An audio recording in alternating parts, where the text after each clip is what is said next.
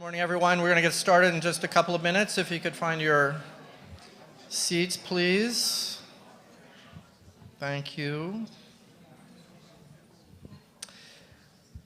Thank you very much.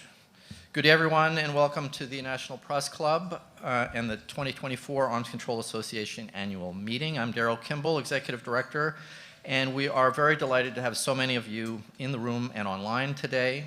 And on C-SPAN for our 2024 meeting on moving back from the nuclear brink. We are indeed on the brink, or at least closer to it than we have been in decades. The three states with the largest nuclear arsenals, Russia, the United States, and China, are on the precipice of an unconstrained era of dangerous nuclear competition. Billions of dollars are being spent by the world's 9 nuclear weapons possessor states to maintain and upgrade their deadly arsenals.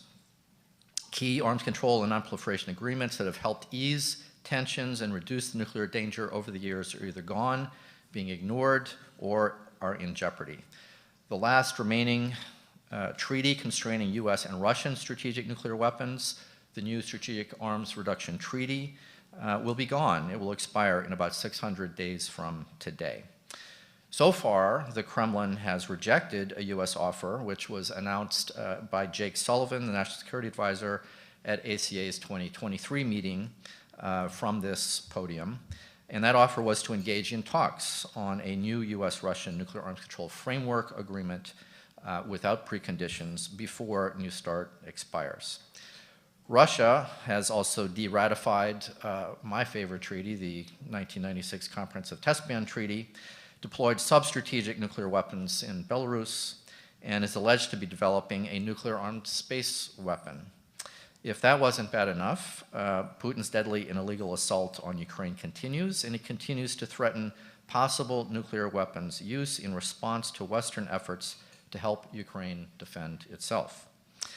Now, citing China's nuclear modernization efforts, some members of the U.S. nuclear weapons establishment are proposing to spend even more U.S. tax dollars to expand the already massive U.S. nuclear arsenal for the first time in decades, no matter what the cost.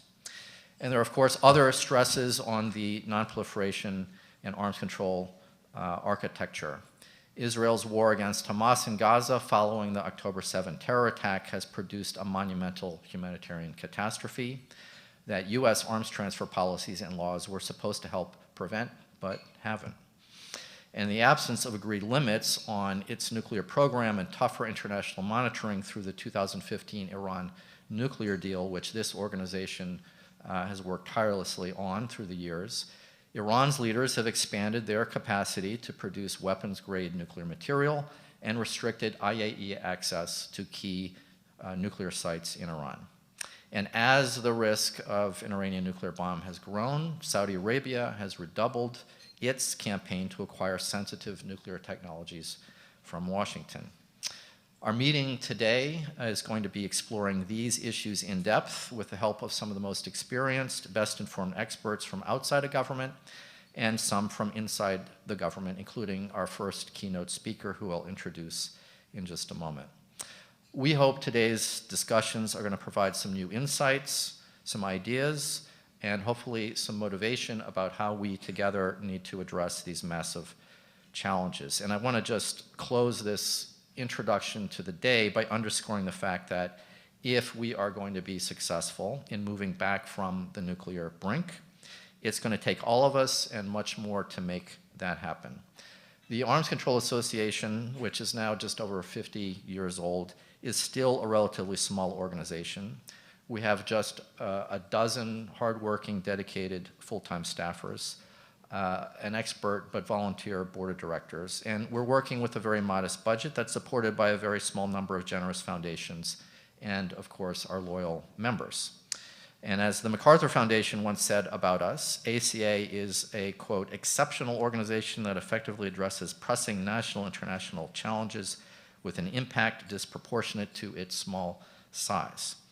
But we, of course, can't do this by ourselves, and in my 35 years of professional experience in the arms control, nonproliferation, and disarmament field, it's clear that progress depends on several things.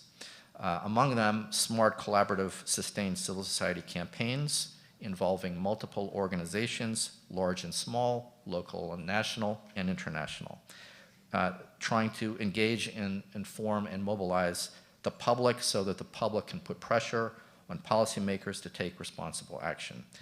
It takes bold presidential leadership and constructive congressional action, things that we don't always have.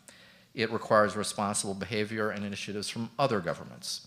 We also need the active and principled leadership of the United Nations and the UN Secretary General, who we'll hear from a little bit later this morning. And it takes some good luck and more. So together over the years, we have the nuclear arms control and disarmament movement with all these allies and friends and the public have helped establish and defend the norms against nuclear use, threats of use, nuclear testing, proliferation, nuclear weapons buildups, and advanced progress in disarmament. But as the civil rights and nuclear disarmament champion Coretta Scott King once said, quote, "The struggle is a never-ending process. Freedom is never really won. You earn it and win it with every generation." And at this time, the collective efforts of our generation are more important than ever.